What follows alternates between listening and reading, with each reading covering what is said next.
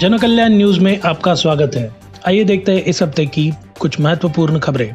देश में ओमिक्रॉन के 32 मामले और महाराष्ट्र में अब मामलों की संख्या 17 हुई। अब देश में नए वेरिएंट से संक्रमित मरीजों की कुल संख्या 32 हो गई है। नए मामलों में 7 मरीज महाराष्ट्र के हैं, जबकि 2 मरीज गुजरात में मिले हैं। शुक्रवार को महाराष्ट्र में ओमिक्रॉन के 7 नए मामले सामने आए हैं, जिनमें से 3 मुंबई से, 4 पिंपरी चिंचवड़ से और अब एक नया मामला नागपुर से भी सामने आया है। इसे लेकर राज्य में कुल ओमिक्रॉन संक्रमितों की संख्या अब 17 से हो गई है। चिंता की बात यह भी है कि आज संक्रमित मिले मरीजों में से 4 मरीजों ने कोरोना वैक्सीन की दोनों डोज ली थी। ओमिक्रॉन वेरिएंट से संक्रमित होने वाले लोगों की संख्या को देखते हुए मुंबई में शनिवार और रविवार को धारा 144 लगाई दी गई थी।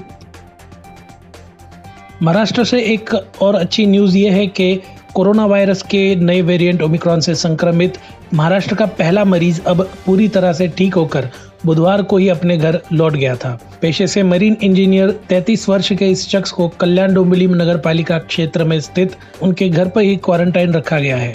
नवंबर के अंतिम सप्ताह में मुंबई के लिए उड़ान भरने से पहले दुबई के रास्ते दक्षिण अफ्रीका से दिल्ली हवाई अड्डे पर वे पहुंचे थे।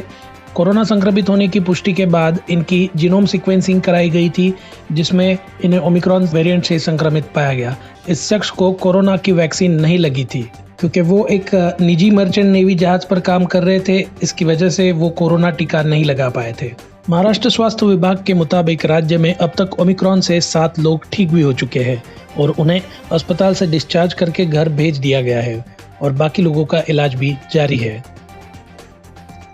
बॉलीवुड की एक्ट्रेस जैकलीन फर्नांडिस 200 करोड़ की मनी लॉन्ड्रिंग केस में प्रवर्तन निदेशालय यानी ईडी की रडार पर है। 5 दिसंबर को देश से बाहर जाने के प्रयास कर रही एक्ट्रेस को मुंबई एयरपोर्ट पर ही रोक लिया गया था। उनके खिलाफ ईडी ने लुकआउट नोटिस जारी किया है। इस बीच एक्ट्रेस गुरुवार को फिर एक बार ईडी के सामने पेश हुई। उनसे तिहाड़ जेल में बंद ठग सुकेश चंद्रशेखर के साथ उनके संबंधों को लेकर पूछताछ की गई है। यह तीसरी बार है कि जैकलीन से ईडी ने पूछताछ की है। सूत्रों की माने तो एक्ट्रेस और कॉनमैन सुकेश चंद्रशेखर के बीच करीबी रिश्ते थे और वे इन तस्वीरों में देखे जा सकते हैं। चंद्रशेखर ने एक्ट्रेस को गोल्ड और डायमंड ज्वेलरी, इंपोर्टेड क्रॉकरीज भी गिफ्ट की थी। इसके अलावा 52 लाख रुपए का एक घोड़ा और 9 लाख की 4 पर्शियन बिल्लियां भी गिफ्ट की थी। जैकलीन के लिए सुकेश ने कई चार्टर्ड फ्लाइट्स भी बुक की थी। सूत्रों के मुताबिक चंद्रशेखर ने एक्ट्रेस पर तकरीबन 10 करोड़ रुपए खर्च किए थे। महाठग सुकेश ने सिर्फ जैकलीन को ही नहीं, एक्ट्रेस नोरा फतेही को भी अपने जाल में फंसाने का प्रयास किया था। उसने नोरा को भी कई गिफ्ट भेजे थे, जिसमें 1 करोड़ रुपए की BMW कार और एक आईफोन भी शामिल है। नोरा से भी 24 अक्टूबर को ईडी ने पूछताछ की थी। अब बात है पीएम मोदी के ट्विटर अकाउंट की।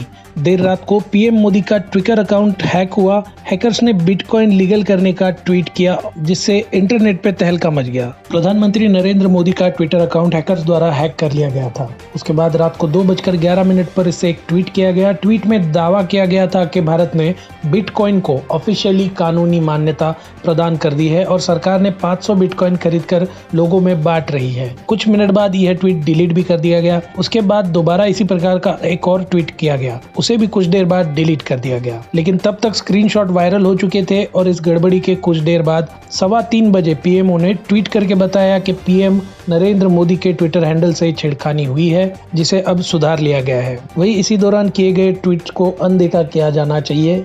पीएम मोदी का ट्विटर अकाउंट काफी तेजी से फिर से सुरक्षित कर लिया गया। ट्विटर जल्द ही इस बात की जांच करेगा। महाराष्ट्र गृह निर्माण व क्षेत्र विकास प्राधिकरण यानी म्हाडा की भर्ती परीक्षा पेपर लीक मामले में महाराष्ट्र पुलिस ने बड़ी कार्रवाई की है। पुलिस ने पेपर लीक करने की कोशिश के आरोप में पुणे से 3 लोगों को गिरफ्तार किया था। पुणे साइबर पुलिस के एक अधिकारी ने रविवार को यह जानकारी दी।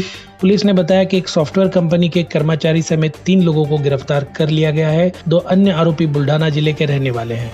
पेपर लीक के चलते महाराष्ट्र गृह निर्माण व क्षेत्र प्राधिकरण यानी म्हाडा की भर्ती परीक्षा रद्द कर दी गई है।